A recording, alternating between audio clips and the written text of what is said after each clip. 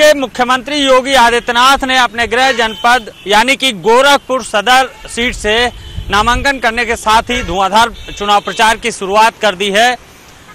आज उन्होंने गोरखपुर के मोहद्दीपुर इलाके में डोर टू डोर कैंपेन किया और इसके साथ ही अलग अलग वर्ग के लोगों के साथ बैठक की। खास तौर पर इसमें उन्होंने सिख समाज के जो लोग थे, वहां पर जनप्रतिनिधि थे, उनको बुलाया, उनके साथ बैठक की और तमाम उनके मुद्दों पर, उनकी समस्याओं पर बात की। और इसके साथ ही 2022 के विधानसभा चुनाव को लेकर भी उन्होंने तमाम जो समीकरण हैं वहां पर उन पर चर्चा की।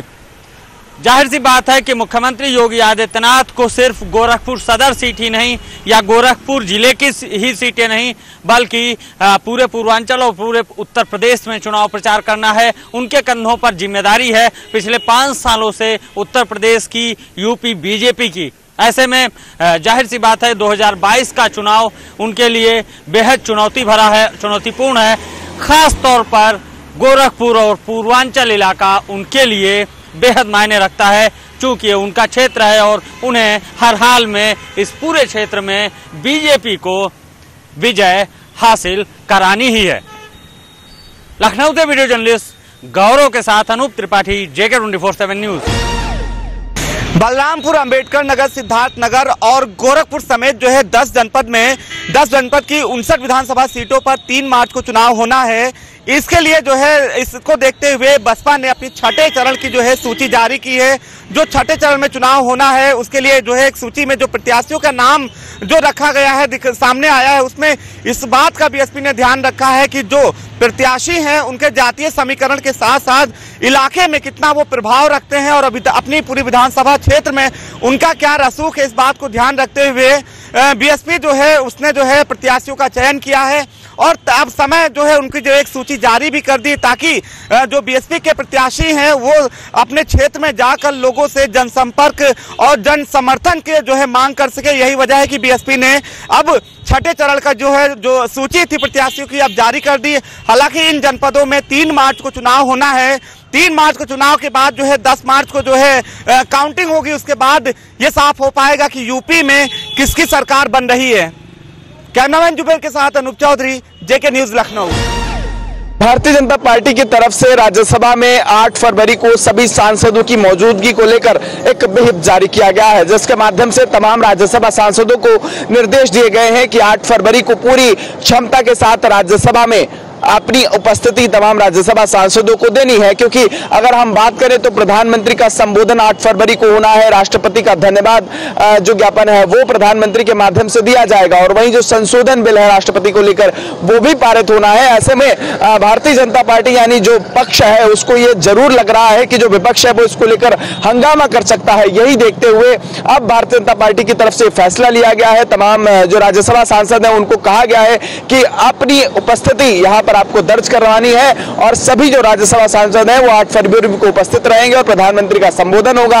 ऐसे में यह भी देखा जा रहा है कि विपक्ष इस पूरे मसले को लेकर, इस संशोधन विधेयक को लेकर हंगामा भी करता दिखाई दे सकता है। सहयोगी के साथ केसमोहन मिश्रा, JK 24/7 न्यूज, दिल्ली।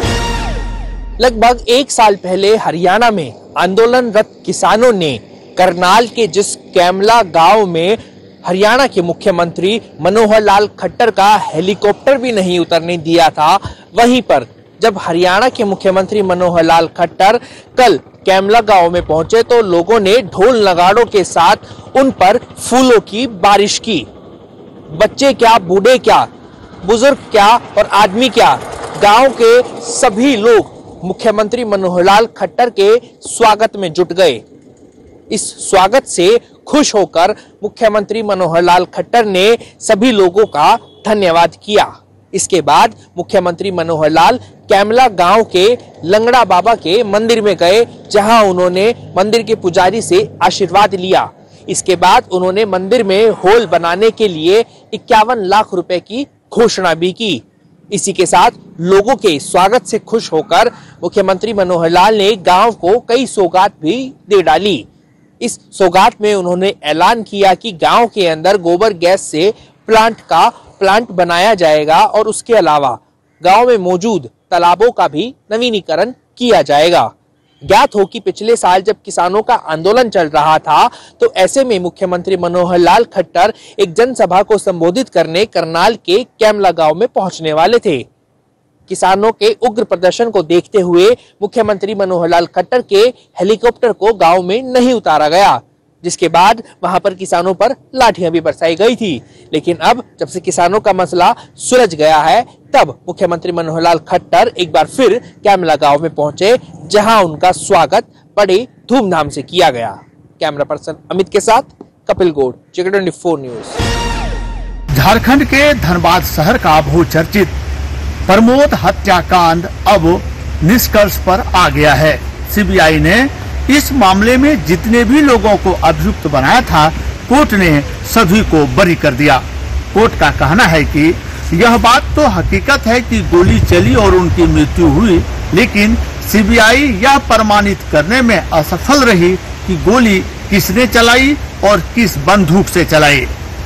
यह मामला इसलिए महत्वपूर्ण है क्योंकि जज उत्तम आनंद हत्याकांड में भी सीबीआई जांच कर रही है और आज तक कुछ हाथ नहीं लगा है। कोर्ट ने इस मामले में भी सीबीआई को फटकार लगाई है और उन्हें कहा है कि सीबीआई यथाशीघ्र इस पर अपना जांच रिपोर्ट सौंपे। यहां तक कि सीबीआई की पूरी टीम बदल दी गई है, लेकिन अभी तक कोई निष्कर्ष पर नहीं पहुंची है। उनका कहना है कि इसमें गहरा साजिश है, लेकिन साजिशकर्ता कौन है यह अभी तक स्पष्ट नहीं है। प्रमोद हत्याकांड ने एक बार सीबीआई के ऊपर भी प्रश्न चिन्ह खड़ा किया है कि आखिर अभी तक पूर्ण जांच क्यों नहीं कर पाई। देखना होगा कि उत्तम आनंद हत्याकांड में सीबीआई क्या करती है। मनीष कुमार झा, झारखंड, JK 24/7। उन्नाव में देर रात हुए सड़क हादसे पर 3 लोगों की मौत हो जाने पर, जो कि उत्तर प्रदेश के पुलिसकर्मी थे, उनकी मौत के बाद उत्तर प्रदेश के मुख्यमंत्री योगी आदित्यनाथ ने गहरा शोक व्यक्त किया है। उन्होंने मृतकों के परिवारजनों को मुआवजा देने का ऐलान भी किया है। आपको बता दें, कल देर रात उन्नाव हरदोई रूट पर एक PRV 112 खड़ी थी, जिस पर एक टैंकर गिर पड़ा, जिस पर मौके पर ही तकरीबन 3 लोगों की मौत हो गई। 2 घायल पुलिसकर्मियों को अस्पताल में भर्ती कराया गया है, लेकिन 3 पुलिसकर्मियों में 2 महिला कांस्टेबल भी हैं। उन महिला कांस्टेबल की भी इस सड़क हादसे में मौत हो गई। उत्तर प्रदेश के मुखिया योगी आदित्यनाथ ने इस पूरे मामले की जांच करने को कहा है और साथ ही मृतकों के परिवार को मुआवजा देने का ऐलान भी किया है।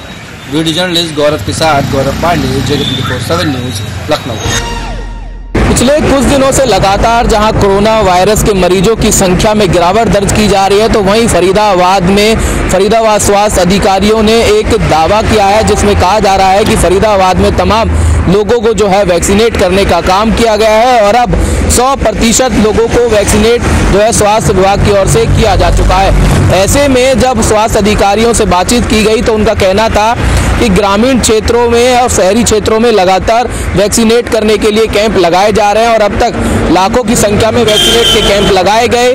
वॉलंटियर के तौर पर लोगों को बनाकर लोगों के बीच पहुंचाया गया और ज़्यादा से ज़्यादा लोगों को जो है वैक्सीनेट करने का काम किया है। फरीदाबाद में अब तक 36 लाख से अधिक जो है लोगों को वैक्सीन लग चुकी है और ऐसे में दोनों डोज जो थी वो पूरी जो है स्वास्थ्य विभाग की ओर से कर ली गई है। तो वहीं जो 15 से 18 साल के बच्चों की जो संख्या थी वो करीब 1 लाख से अधिक बताई जा रही थी, उसको भी जो है करीब जो है पास उनके पहुंच चुके हैं। आंकड़ा 80,000 लोगों को ऐसी जो है युवाओं को वैक्सीन करने का काम किया है। तो अब जो है स्वास्थ्य विभाग की तारीफ कहीं ना कहीं हो रही है और ये जो आंकड़ा जो 100% पूरे करने की बात स्वास्थ्य अधिकारियों की कही जा रही है वो कहीं ना कहीं काबिले तारीफ जो है सरकार की ओर से उनकी की जा रही है। सहयोगी राकेश के साथ संदीप गोयल, JK 24/7 न्यूज, फरीदाबाद। राजधानी दिल्ली समेत इस समय पूरा उत्तर भारत ठंड की चपेट में है। आपको जानकारी दे दे, दिल्ली में लगातार 2 दिन तक बारिश हुई, जिसके बाद तापमान काफी ज्यादा नीचे आ गया था।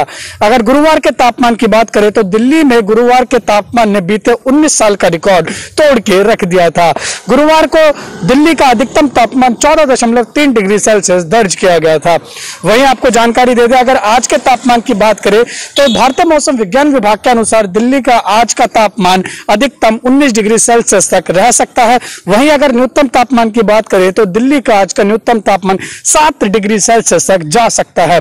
अगर आने वाले समय में मौसम की बात करें तो राष्ट्रीय राजधानी दिल्ली में भारतीय मौसम विज्ञान विभाग ने पूर्व अनुमान जताया है कि 3 दिन तक तेज धूप निकलेगी, लेकिन 9 तारीख को दिल्ली में बूंदाबांदी देखने को मिल सकती है। आपको बता दें कि पहाड़ी क्षेत्रों में 6 फरवरी को एक वेस्टर्न डिस्टर्बेंस आ रहा है, जिसकी वजह से पहाड़ी क्षेत्रों में बर्फबारी देखने को मिल सकती है, और एक और वेस्टर्न डिस्टर्बेंस 9 फरवरी को आएगा, जिसके बाद मैदानी इलाकों में हल्की बूंदाबांदी देखने को मिल सकती है और तापमान एक बार फिर से नीचे जा सकता है। JK 24/7 न्यूज के लिए दिल्ली से उज्जवल कुमार की रिपोर्ट। उत्तराखंड में भारी बारिश और बर्फबारी के बाद आज राज्य में मौसम साफ है, और राज्य में मौसम साफ होने से सबसे ज्यादा जो राहत है वो राज्य में चुनाव प्रचार प्रसार में जुटे हुए नेताओं को मिली है। और नेता फिलहाल मौसम के चलते, जहां ऊपरी इलाकों में भारी बर्फबारी के चलते तमाम जो उनके चुनाव प्रचार प्रसार अभियान थे उनमें नहीं लग पा रहे थे, और बर्फबारी में कई जो नेता हैं वो फंसे हुए थे। उसके बाद राज्य में मौसम साफ होने से सभी जो चुनावी गतिविधियां हैं वापस पटरी पर आ गई है। एक तरफ मौसम खराब होने के चलते प्रधानमंत्री नरेंद्र मोदी का वर्चुअल कार्यक्रम स्थगित हो गया था, तो आज मौसम के पूरी तरीके से साथ देने से राहुल गांधी का उत्तराखंड में दौरा बना हुआ है, और फिलहाल राज्य में जो चुनावी गतिविधियां हैं वो भी जोरों शोरों पर चल रही हैं। अपने सहयोगी